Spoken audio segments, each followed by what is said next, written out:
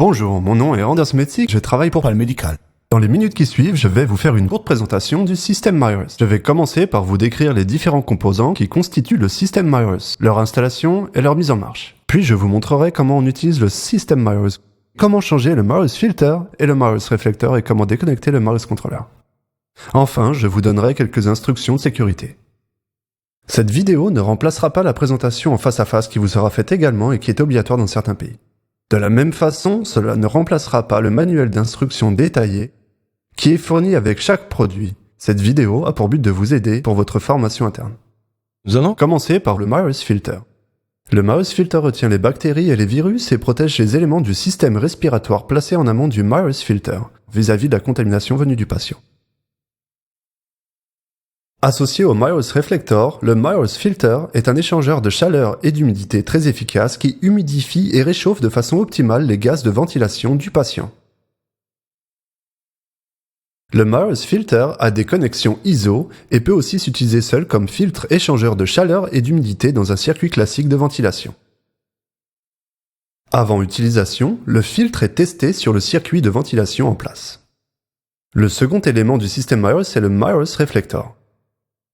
Il sert d'interface entre le circuit patient et le MyOS Controller. Il contient une ligne pour l'administration des gaz anesthésiques, une ligne pour le monitorage des gaz, des interfaces pour les mesures de pression et de débit et fonctionne comme un échangeur de gaz anesthésiques volatiles expirés. Il retient une partie des gaz anesthésiques lors de l'expiration et la restitue à l'inspiration suivante. Le MyOS Filter et le MyOS Reflector se raccordent l'un à l'autre en alignant les deux connexions et en faisant un mouvement de rotation de 90 degrés. L'ensemble MyOS Filter plus MyOS Reflector est appelé MyOS Exchanger. Le troisième élément du système MyOS est le MyOS Controller, qui est un vaporisateur électronique. On remplit le MyOS Controller avec l'agent anesthésique liquide volatile grâce à une connexion spécifique de l'agent utilisé, comme pour les évaporateurs classiques. L'administration de l'anesthésique volatile est contrôlée par un vaporisateur réchauffeur de gaz. Le MyOS Controller adapte électroniquement l'administration de gaz anesthésique volatile dans le circuit de ventilation en fonction de la concentration de gaz pré-réglée et du rétro-contrôle piloté par l'analyse des gaz expirés. Le MyOS Controller va amener la MAC du patient à la valeur sélectionnée et maintenir cette MAC tel un régulateur de vitesse par exemple, même si les paramètres de ventilation sont modifiés. Autre composant du MyOS Controller. Le MyOS Controller s'utilise grâce à un écran tactile situé sur la face de l'appareil et à un bouton de confirmation situé sous l'écran. Des lumières clignotantes en haut de l'appareil indiquent l'état de l'appareil et alertent en cas d'alarme. En haut de l'appareil se trouve le MyOS Controller ParkPay, qui porte le MyOS Reflector lorsqu'il ne sert pas soit entre deux patients, soit lors du test d'intégrité du MyOS Reflector. Sur la façade à droite se trouve la prise pour connecter la fiche du MyOS Reflector. Sur le côté droit de l'appareil se trouvent les prises pour le câble d'alimentation et le câble de l'équaliseur si nécessaire. À l'arrière de la machine, on peut accrocher différents systèmes de montage. Sur la gauche de l'appareil se trouvent les différentes prises pour connecter des systèmes de transfert de données tels qu'un câble LAN et un système d'appel de l'infirmière. Sous le bouton de confirmation se trouve la carte microSD qui sera utilisée pour mettre à jour le logiciel et transférer les données. Maintenant, le dispositif d'élimination des gaz anesthésiques. Afin d'éviter que des gaz anesthésiques résiduels ne s'échappent dans l'atmosphère du service, deux systèmes différents sont disponibles. À l'aide d'un adaptateur placé sur la valve expiratoire du respirateur, les gaz expirés sont soit dirigés vers un filtre spécial, soit éliminés par un système ouvert de récupération des gaz relié au vide de l'hôpital. Le système avec filtre retient les gaz anesthésiques résiduels présents dans les gaz expirés et les pièges. Il est simple à connecter et doit être changé régulièrement. Le système ouvert de récupération Clean Air fonctionne selon un principe différent. Il est raccordé au vide de l'hôpital et placé sous un léger vide constant. Ce système de récupération se comporte comme un réservoir de l'air expiré qui sera ensuite éliminé dans le vide de l'hôpital. Le réservoir est ouvert à son extrémité. De ce fait, le vide constant ne va jamais créer de pression négative dans le circuit de ventilation. Et maintenant, passons à la vérification de l'appareil. Le MyOS Filter est testé avec le circuit de ventilation existant et peut être utilisé seul en tant que filtre ECH au début de la ventilation. Le MyOS Controller doit toujours être relié au secteur afin d'écourter le temps de préchauffage et de faire en sorte que la batterie soit toujours chargée.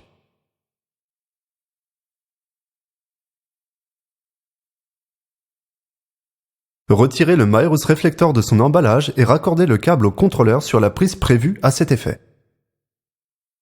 Soulevez la patte métallique qui couvre le Park Bay et placez la partie large du Maerus Reflector sur le Park Bay, puis laissez la patte métallique redescendre sur le Maerus Reflector pour obturer la connexion. Le ressort de la patte va assurer l'étanchéité nécessaire à la réalisation du test d'intégrité du Maerus Reflector. Appuyez alors sur le bouton de confirmation situé en bas du contrôleur et le dispositif va s'enclencher et réaliser les tests nécessaires. Ceci peut prendre jusqu'à 2 minutes. Les résultats des tests s'afficheront sur l'écran à la fin du test. Arrêtez le ventilateur transitoirement.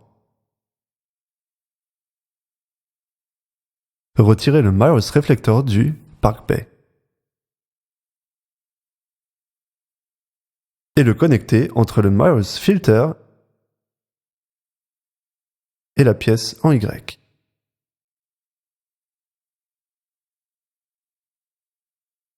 Maintenant, tout ce que vous avez à faire est d'appuyer sur l'icône écran d'accueil symbolisé par une maison, choisir une valeur de Mac ou le pourcentage en volume et Démarrer l'administration. Pour ce faire, appuyez sur Mac et utilisez les flèches situées sur le côté droit pour augmenter et réduire la valeur. Pour confirmer votre choix, appuyez sur le bouton coloré de confirmation Maerus. Clignotant. Voilà, vous connaissez la manipulation principale pour faire fonctionner le Maerus Controller. En résumé, touchez l'écran au niveau du paramètre que vous voulez modifier. Modifiez-le et confirmez en appuyant sur le bouton de confirmation. Pour vous aider, le bouton de confirmation Maerus clignotera systématiquement quand une confirmation sera nécessaire. Après avoir réglé la marque, démarrez l'administration en appuyant sur le bouton Démarrer, puis en appuyant sur le bouton de confirmation. C'est toujours la même façon de faire. Encore un exemple, avant que je vous montre le menu de contrôle du Maerus en détail. Vous voulez changer le réglage de l'alarme de CO2. Touchez l'icône des alarmes située à droite. Touchez une des icônes symbolisant les alarmes. Augmentez ou réduisez la valeur en utilisant les flèches et appuyez sur le bouton de confirmation. Super simple.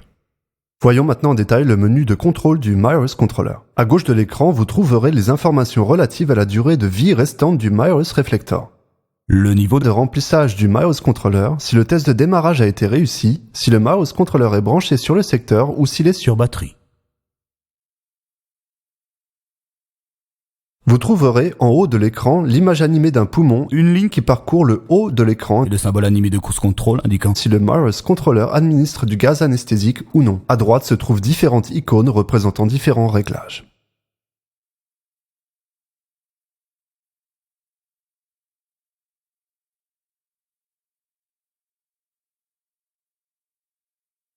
Au milieu de l'écran se trouvent vos principaux réglages et informations. La première icône vous guide vers l'écran d'accueil. Il indique la concentration de gaz anesthésique volatile mesurée et le CO2 mesuré.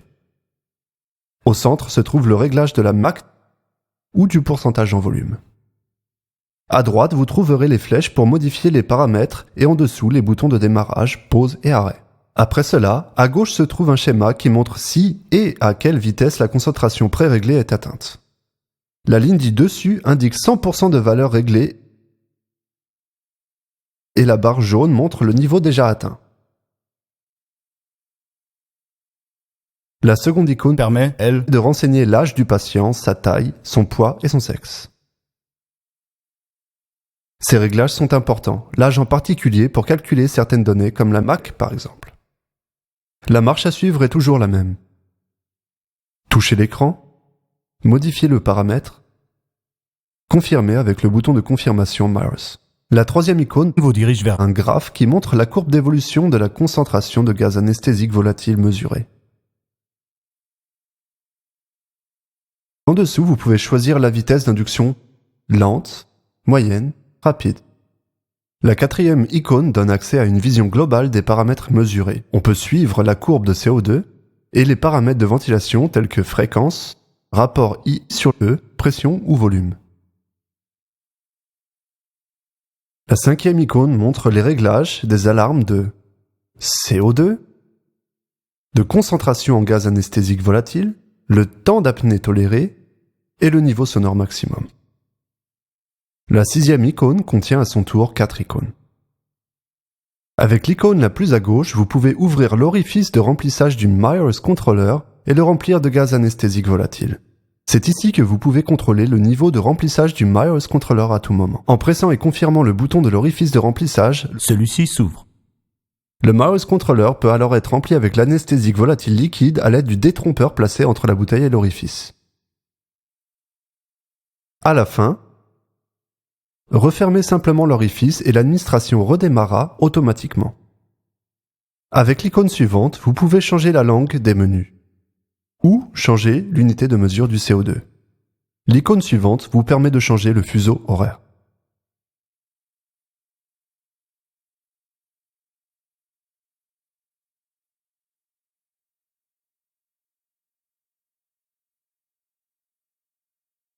La 7e et dernière. Mais non des moindres, à droite. C'est la seule active après avoir jeté l'administration. C'est ici que vous pouvez éteindre le Myers Controller en appuyant sur ce bouton, puis sur le bouton de confirmation Myers. Le Myers Controller sera alors éteint.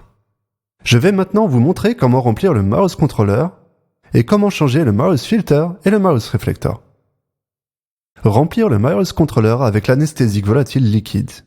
Préparer la bouteille d'anesthésique volatile et le détrompeur correspondant.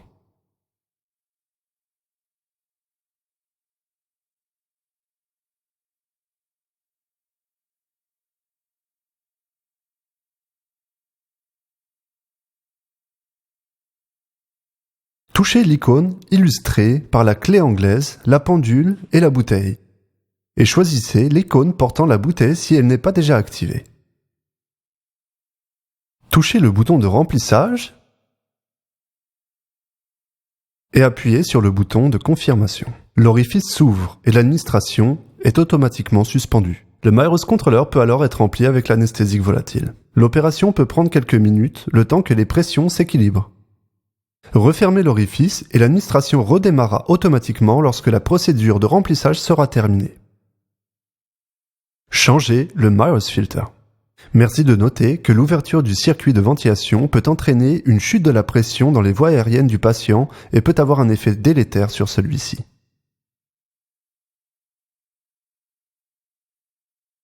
Arrêtez le respirateur, puis l'administration des gaz anesthésiques volatiles en appuyant sur le bouton de pause de l'écran d'accueil du Myers Controller. Déconnectez le Myers Filter par un mouvement rotatif du Myers Reflector de 90 degrés et remplacez le Myers Filter par un nouveau Myers Filter de la même façon. À présent, reconnectez le Myers Exchanger au circuit de ventilation.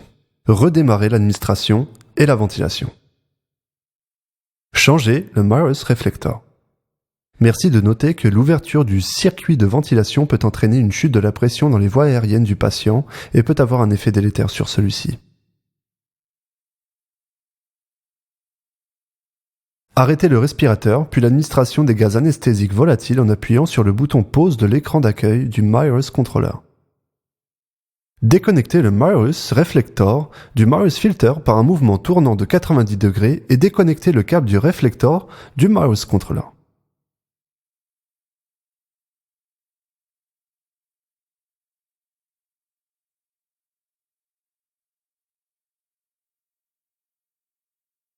Après avoir raccordé le câble du nouveau Myers Reflector au Myers Controller, reconnectez le Myers Reflector au circuit de ventilation, puis raccordez le Myers Reflector au Myers Filter par un mouvement tournant de 90 degrés. Redémarrez l'administration et la ventilation.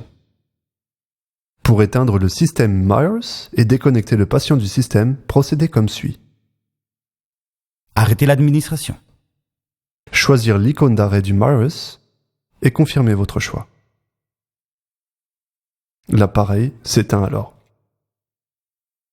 Ôtez le Myers Exchanger du circuit de ventilation.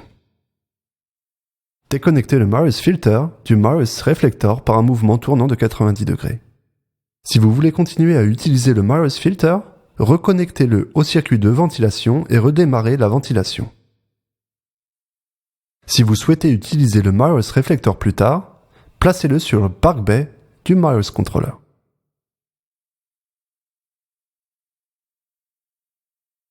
Rappelez-vous de toujours garder le Myers Controller branché sur le secteur. Cela permet de raccourcir le temps de préchauffage et garantit que la batterie est toujours bien chargée.